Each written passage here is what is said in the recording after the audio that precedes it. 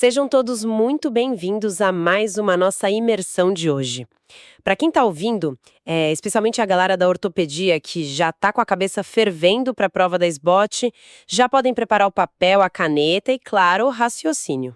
Com certeza. Porque hoje o nosso bate-papo vai entrar num dos temas de maior peso, tanto nos plantões quanto nas avaliações teóricas. A gente vai falar sobre as fraturas do colo do fêmur. Esse é o clássico, né? Pois é. E, para dar uma dimensão do tamanho do problema para quem está estudando, as fraturas de quadril representam cerca de 20% de todo o volume de cirurgias de trauma ortopédico. É muita coisa. Muita coisa. E dentro desse universo gigante, as fraturas intracapsulares do colo do fêmur correspondem a mais da metade dos casos. O impacto na saúde pública é, assim, avassalador. E os custos também, né? Nossa, nem me fale. Taxas de mortalidade e custos que superam até condições como infartos e AVCs. É aquele tipo de assunto que a banca não apenas cobra, Ela disseca. Exatamente, ela disseca. Então a nossa missão aqui é destrinchar a conduta, fugir daquela decoreba barata e focar nas armadilhas clínicas de verdade. E para guiar essa discussão super técnica, eu, que estou super animada hoje, tenho aqui do meu lado a voz da experiência. Aquele especialista que sabe exatamente onde o examinador tenta pegar o residente no pulo. Seja muito bem-vindo. Muito obrigado. Muito obrigado mesmo pelo convite para esta nossa discussão. É um prazer estar aqui para debater um tema que é literalmente o pão de cada dia da ortopedia e dermatologia. Com certeza. O grande desafio da fratura do colo do fêmur não é só saber operar, sabe? Mas é entender a complexidade biomecânica e as nuances da decisão clínica ali na hora H. Nós estamos lidando com uma patologia que funciona meio que como um divisor de águas na curva de sobrevida dos pacientes. É um ponto de virada mesmo na vida do paciente, né? Perfeito, é bem isso. E quando a gente analisa esse tema sobre a ótica dos livros clássicos de trauma, tipo Rockwood, a gente percebe que o segredo para a prova desse bote é entender a fundamentação teórica que justifica cada passo que a gente dá. O porquê das coisas. Isso. O examinador adora explorar aquelas zonas cinzentas da indicação cirúrgica e os detalhes sutis do posicionamento na mesa. Então a ideia é construir esse raciocínio juntos hoje, sempre focando na aplicação prática. Maravilha. Então, vamos pular aquela parte básica que todo mundo já cansou de ler sobre associação com osteoporose, né? A galera que está prestando a prova já tem o perfil da paciente idosa muito bem desenhado na mente. A senhorinha que cai em casa. Isso. Mas a demografia não é uma linha reta. Existe uma curva bimodal aí que costuma ser uma ótima pegadinha de prova. Com certeza. Como é que a gente diferencia o cenário clássico de insuficiência daquele paciente que foge totalmente da regra? Olha, esse é um excelente ponto de partida. A banca sabe muito bem que o residente tem esse instinto rápido de associar colo de fêmur exclusivamente à senilidade. Automático, né? Automático. Mas a curva epidemiológica tem dois picos muito distintos. O primeiro, que é imensamente maior, é o da fratura por fragilidade óssea na mulher idosa, muitas vezes por um trauma super banal. Uma queda da própria altura. Exato. Mas o segundo pico, que representa cerca de 3% dos casos apenas, ocorre em pacientes com menos de 60 anos. Aí a história muda. Muda completamente. E aqui a regra do jogo inverte. Nesse grupo mais jovem, a fratura do colo do fêmur é quase sempre fruto de um trauma de alta energia. Tipo um acidente de moto? Acidentes automobilísticos pesados, quedas de grandes alturas. A demografia inverte totalmente. Passa a ser mais comum em homens jovens. E o raciocínio clínico também tem que mudar porque, no jovem, a força necessária para quebrar um colo de fêmur rígido é brutal. Tem que ter muita energia envolvida. Muita. O que nos obriga a investigar ativamente lesões associadas. Tem que buscar fraturas de diáfise ipsilateral, avaliar traumas sistêmicos. Não dá para olhar só para o quadril. Fica a dica de ouro pro pessoal aí. E voltando para o cenário do idoso, a fonte traz um dado sobre a cinemática do trauma que eu achei, fascinante. A direção da queda. Isso. A direção da queda muda tudo dependendo da fragilidade do paciente. Pelo que eu entendi lendo o material, um idoso com a musculatura um pouquinho melhor não cai do mesmo jeito que um idoso muito fragilizado. Certo. Como que a biomecânica da queda entrega o estado geral do paciente ali na anamnese? É muito interessante isso. A cinemática é reveladora. O idoso que ainda preserva bons reflexos de proteção e tem um certo tônus muscular, Ele tende a cair para frente. Ele tenta se apoiar, né? Exato. Ao tentar se proteger, ele espalma a mão no chão e aí a energia do impacto se dissipa, fraturando o rádio distal lá no punho ou o húmero proximal no ombro. Entendi. Agora, aquele idoso muito debilitado, mais sarcopênico, ele perde essa capacidade de reação rápida. Ele não consegue espalmar a mão. Ele cai como um bloco, cai direto de lado. Nossa. E a energia do impacto vai direto para a região do trocânter maior.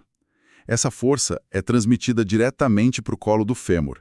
É o que a gente chama de impacto direto clássico. Mas além desse impacto lateral que você comentou, existe um segundo mecanismo que é super cobrado nas questões, que é o mecanismo rotacional, né? Sim, o rotacional é fundamental entender. E como funciona essa torção? É o osso que não aguenta a pressão da cápsula, é isso? Basicamente isso. Imagina o membro inferior sofrendo uma rotação externa súbita. Por exemplo, quando o pé do paciente fica preso na beirada do tapete e o corpo dele gira. O famoso tropeço no tapete da sala. Isso. Essa rotação abrupta gera uma tensão extrema na cápsula articular anterior e naqueles fortes ligamentos iliofemorais. A cabeça do fêmur está lá, firmemente ancorada dentro do acetábulo. Presa ali. Presa. Com a cabeça fixa e a diáfise rodando para fora, o colo do fêmur entra em falência mecânica e fratura. Como se estivesse torcendo um pano. Exatamente a mesma física. E tem um detalhe anatômico belíssimo aqui e que explica o que a gente vê lá na hora da cirurgia, que é o seguinte: essa torção resulta naquela clássica cominuição na região posterior do colo do fêmur. Ah, então é por isso que a parede posterior sempre esmigalha. Por causa da biomecânica da torção e rotação externa. Sensacional. Ou seja, a anatomia e o vetor da força ditam completamente o formato da fratura. E já que a gente está falando do formato, vamos entrar no território que o pessoal mais teme, as classificações radiográficas. Ah, e o bicho pega na prova. Não tem como falar de colo de fêmur sem dissecar a classificação de Garden, né? Que é baseada no raio-x antero-posterior. Vamos só repassar a teoria bem rapidinho para a galera? Garden 1 é a fratura incompleta, impactada em valgo. O Garden 2 é a completa, mas sem desvio. O Garden 3 é o desvio incompleto. Perfeito. Mas aqui entra uma armadilha radiográfica que adora aparecer nas imagens das provas práticas. No Garden 4, que é aquele desvio completo com perda total de contato, existe um truque visual com as trabéculas ósseas. Como que a gente identifica isso na imagem sem cair na pegadinha de achar que o osso está alinhado? Olha, essa é uma das maiores armadilhas visuais para quem está avaliando a imagem no negatoscópio ou na tela. No Garden 3, como o desvio é incompleto, a cabeça do fêmur roda, e aí as linhas trabeculares da cabeça ficam anguladas. Elas perdem o alinhamento. Isso. Ficam fora de prumo em relação às trabéculas do acetábulo e do próprio colo. Fica visualmente óbvio que o negócio está quebrado e rodado. Salta aos olhos. Sim. Agora no Garden 4, a história é outra. O desvio é tão completo que a cabeça femoral se solta totalmente. E aí, paradoxalmente, as trabéculas da cabeça retornam à sua posição original. Voltam para o lugar sozinhas. Sozinhas. Elas se realinham perfeitamente com as estrias do acetábulo. Quem olha o raio-x desatento, na correria, pode achar que a cabeça está super bem posicionada. E tá solta. Completamente. O contato entre a cabeça e o colo foi totalmente perdido. A cabeça está literalmente boiando no acetábulo, na sua posição anatômica de repouso, enquanto o fêmur proximal migrou cranialmente. Nossa, fica o alerta máximo para o pessoal que estiver com o caso da prova na frente. Trabéculas alinhadas com o acetábulo, mas o colo totalmente desconectado subindo, é Garden 4 na cabeça. Sem dúvida.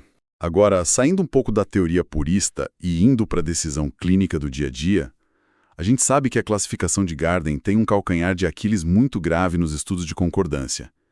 Como isso afeta o jeito que a gente agrupa essas fraturas na hora de definir o tratamento prático? A crítica científica ao Garden é feroz na literatura. Os estudos clássicos apontam que se você colocar vários cirurgiões experientes para classificar radiografias nos 4 tipos de Garden, a concordância total é de meros 22%. 22%. É quase jogar uma moada para cima. É quase um cara e coroa mesmo. Devido a essa péssima reprodutibilidade interobservador, A prática clínica e as diretrizes de tratamento, que no fim das contas é o que realmente cai na prova, agruparam o Garden em 2 grandes blocos dicotômicos. Simplificaram o negócio. Exato. Ficam as fraturas sem desvio, que reúnem o tipo 1 e o 2, e as fraturas com desvio, que são o 3 e o 4. Fica muito mais fácil. Muito mais prático. É essa divisão simples que vai ditar se o paciente vai para fixação ou se vai para prótese. E só para não deixar passar batido aqui, porque banca também adora uma sigla, a literatura também cita a classificação da OAOTA, né? O colo do fêmur é o segmento 31B, né? Tem o B1 sem desvio, B2 transcervical e B3 subcapital com desvio. Mas no fim das contas ela fica mais como registro morfológico de prontuário, certo? Na hora da correria do plantão, o que impera é desvio versus sem desvio do Garden modificado. Correto. A classificação da O é excelente para padronização em pesquisas científicas porque ela é extremamente descritiva e minuciosa. Mas clinicamente, na beira do leito, ela é complexa e não tem o mesmo poder preditivo de resultados que esse sistema dicotômico do Garden tem para guiar o nosso algoritmo cirúrgico. Falando em algoritmo, vamos entrar na espinha dorsal da nossa imersão de hoje. Chegou o paciente no trauma, raio-x feito, classificamos a fratura. Aí vem a pergunta de $1 milhão nas provas. Quando a gente tenta salvar a cabeça nativa do fêmur e quando a gente parte direto para a artroplastia? Essa é a grande decisão. Vamos começar pelo cenário mais simples, então. A fratura sem desvio, o nosso bloco Garden 1 e 2. Bom, para as fraturas sem desvio, a indicação é a mais uniforme possível na literatura mundial. É fixação in situ para todas as faixas etárias. Não importa se tem 20 ou 90 anos. Não importa. O objetivo primário é evitar que essa fratura desvie, porque se desviar, o prognóstico piora drasticamente. A fixação é feita geralmente com parafusos canulados ou com aquele parafuso deslizante de quadril, o famoso Sliding Hip Screw, o SHS. O velho de guerra. Isso. É um procedimento rápido, tem uma agressão cirúrgica menor e, o mais importante, preserva a junta nativa do paciente. O índice de consolidação nesse cenário é muito bom. Maravilha. Mas o nó tático mesmo começa nas fraturas com desvio, né? Os Gardens 3 e 4. É aqui que o algoritmo exige cruzar a informação do raio-x com a certidão de nascimento e o histórico do paciente. Exatamente. Aí a avaliação tem que ser global. Então vamos pegar o primeiro caso. Paciente com menos de 60 anos, o adulto jovem com um Garden 4. A conduta aí é uma verdadeira corrida contra o relógio para o centro cirúrgico. No paciente fisiologicamente jovem com fratura desviada, nós estamos diante de uma das poucas urgências ortopédicas reais. Tem que correr. A meta absoluta nesse caso é a preservação da cabeça femoral nativa. A conduta é redução fechada ou aberta e fixação interna o mais precocemente possível. Por que essa pressa toda para fixar? O raciocínio por trás disso é que uma artroplastia total num paciente de 30, 40 ou 50 anos que tem uma demanda mecânica altíssima vai inevitavelmente falhar por desgaste ou afrouxamento ao longo das décadas. Ele vai gastar a prótese muito rápido. Muito rápido. E isso vai exigir cirurgias de revisão cada vez mais complexas e com mais perda óssea. Portanto, no jovem, nós assumimos o risco das complicações da fixação, como a necrose vascular da cabeça, para tentar de tudo para salvar a articulação original. Entendi. A gente tenta salvar o que é dele primeiro. Sempre. E quando a gente vira o jogo para o paciente idoso com a mesma fratura desviada, a fixação não se sustenta mais como padrão, né? O índice de falha é altíssimo se tentar colocar parafuso. Então, a artroplastia entra como a rainha do tratamento. Sem dúvida. Mas aí temos outra bifurcação no algoritmo que o pessoal da prova ama. Prótese total ou hemiartroplastia. Como a gente separa o joio do trigo na hora de indicar? No idoso com fratura desviada, a artroplastia é, disparado, o padrão ouro. A falha de fixação nesse grupo é inaceitável. Mas a escolha entre a total e a parcial, a M, depende exclusivamente do estado pré-fratura desse paciente. O que ele fazia antes de cair. Exato. Se estamos diante de um idoso rígido, com boa capacidade cognitiva, que era um deambulador comunitário independente, sem grandes doenças limitantes... Aquele idoso que vai na padaria sozinho. Esse mesmo. A indicação, suportada por evidências muito robustas, é a artroplastia total do quadril. A prótese total entrega uma função muito melhor a longo prazo e muito menos dor residual na virilha. Mas e se for o cenário oposto? Aquele idoso muito fragilizado, já restrito ao leito ou à cadeira de rodas, ou com um quadro de demência avançada. A prótese total perde o sentido nesse caso? Perde totalmente o sentido. A artroplastia total tem um tempo cirúrgico maior, gera um maior sangramento e, o principal de tudo, tem um risco muito maior de luxação da prótese. O que é um perigo para quem não entende as restrições, né? É um perigo enorme em pacientes com demência, que não conseguem seguir aquelas precauções de movimento no pós-operatório. Para esse idoso de baixa demanda, a indicação de segurança é a hemiartroplastia. Perfeito. E aqui na hemiartroplastia existe um detalhe técnico fortíssimo para as bancas examinadoras. Cimentada ou não cimentada? Essa é a pergunta clássica. Pois é, porque o medo crônico de todo residente é a síndrome da implantação do cimento ósseo, aquela hipotensão e hipóxia súbita na hora de colocar a haste na diáfise, que dá um desespero na sala.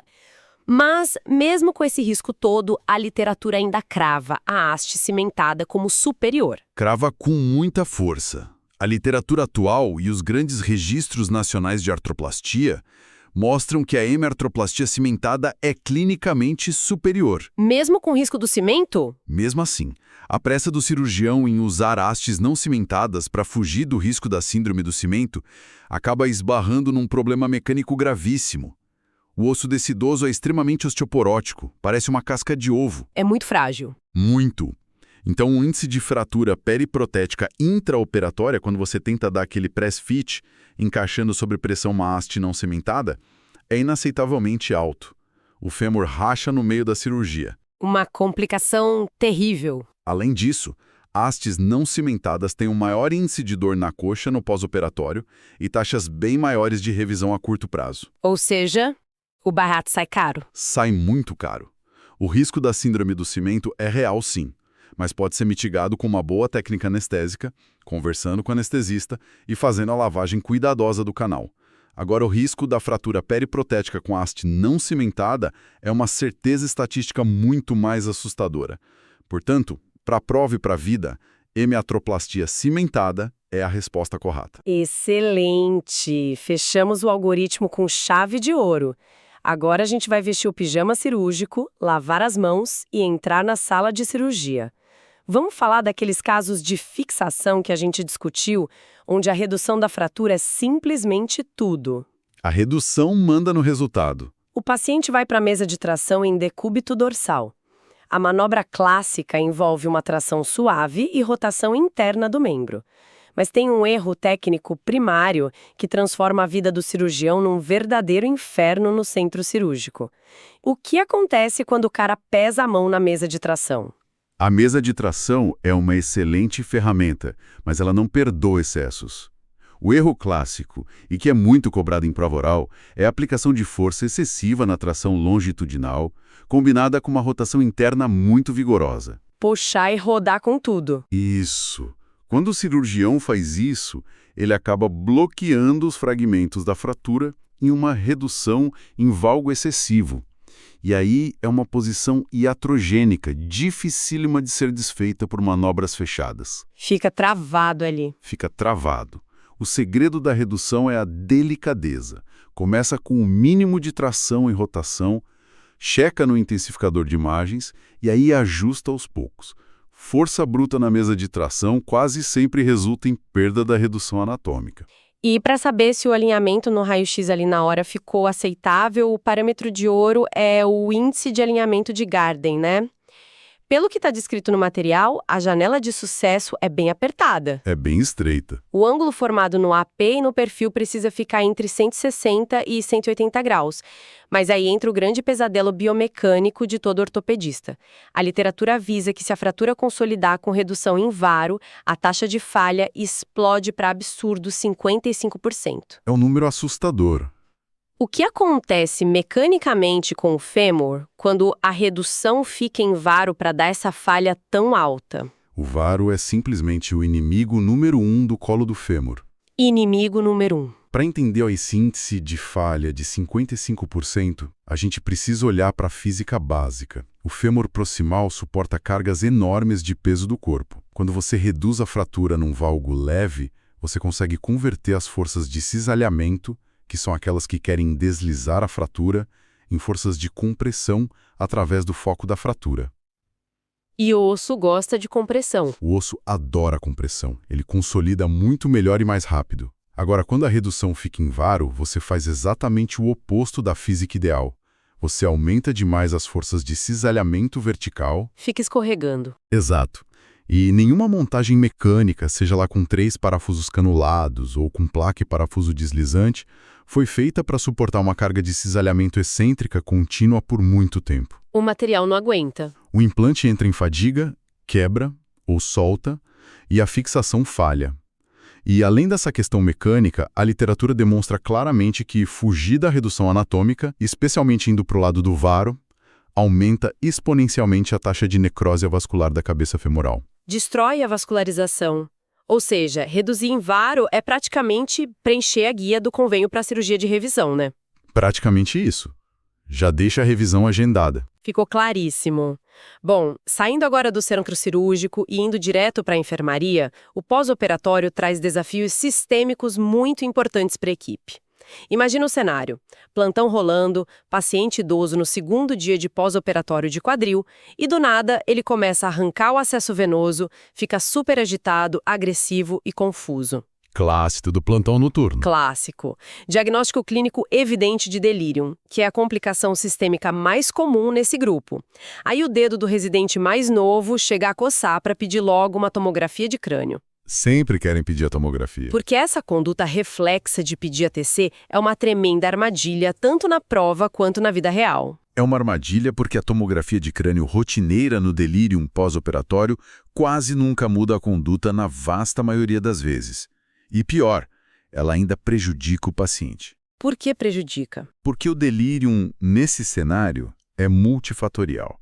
Pode ser dor aguda mal controlada, efeito residual de anestésicos, uso de opioides fortes, uma infecção do trato urinário que passou batida e até mesmo um ambiente hostil da internação, longe de casa. Uma privação de sono. Exato. O protocolo clínico é muito claro. Só se pede tomografia de crânio se houver um histórico claro de trauma direto na cabeça durante a queda inicial ou se o paciente fizer uso de anticoagulantes, o que levantaria uma suspeita real de sangramento intracraniano. Tirando isso, não pede. Não pede.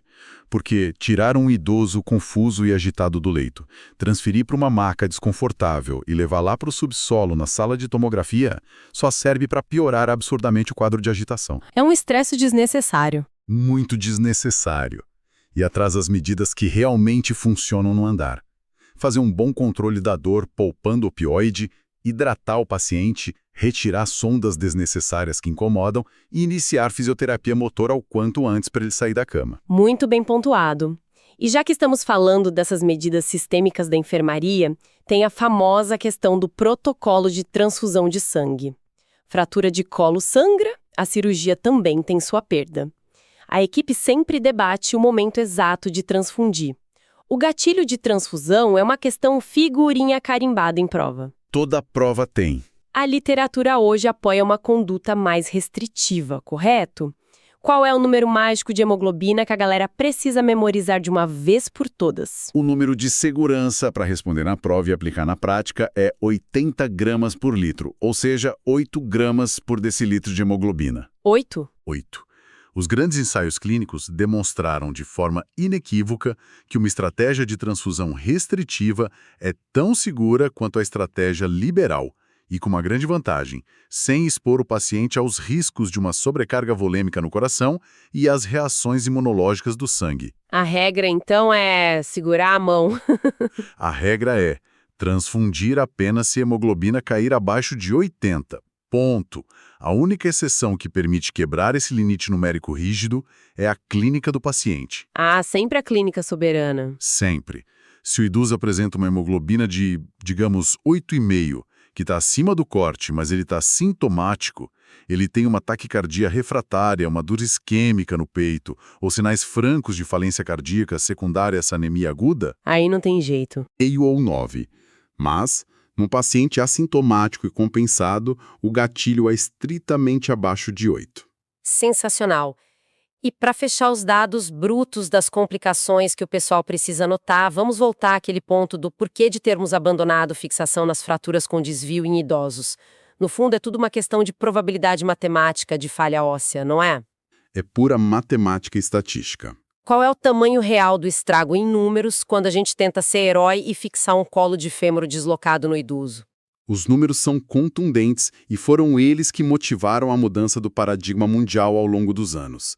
Quando se tenta fixar uma fratura desviada num paciente idoso, a taxa de não união, a pseudoartrose, atinge alarmantes 25,5%. Um quarto dos pacientes? Exatamente, estamos falando de 1 em cada 4 pacientes precisando retornar para o centro cirúrgico. É altíssimo. E se a gente somar isso às taxas de necrose vascular da cabeça, que também acontecem, o índice global de reoperação é gigantesco. Submeter um paciente frágil a uma segunda cirurgia de grande porte no intervalo curto de 1 ou 2 anos carrega uma morbimortalidade que a gente simplesmente não pode aceitar hoje em dia. Sendo que a artroplastia inicial resolve o problema de forma definitiva na primeira tentativa. É a matemática da sobrevivência falando muito mais alto na hora da decisão. Pessoal, a nossa discussão de hoje varreu o assunto de ponta a ponta, só para amarrar tudo na cabeça de quem está ouvindo e fazer aquele resumão rápido. Demografia bimodal, cuidado com o jovem de alta energia, que é urgência. Exato. Na classificação, Garden 1 e 2 é fixação in situ para todo mundo. Garden 3 e 4 desviou. No jovem, a gente fixa correndo. No idoso rígido e ativo, vai para prótese total. E no idoso debilitado, a escolha é hemiartroplastia cimentada. Perfeito. Na cirurgia, fuja do varo como o diabo foge da cruz.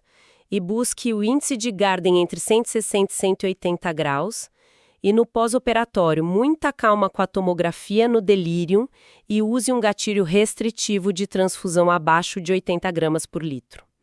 Foi isso, né? Olha, um resumo cirúrgico e direto ao ponto de todas as diretrizes atuais.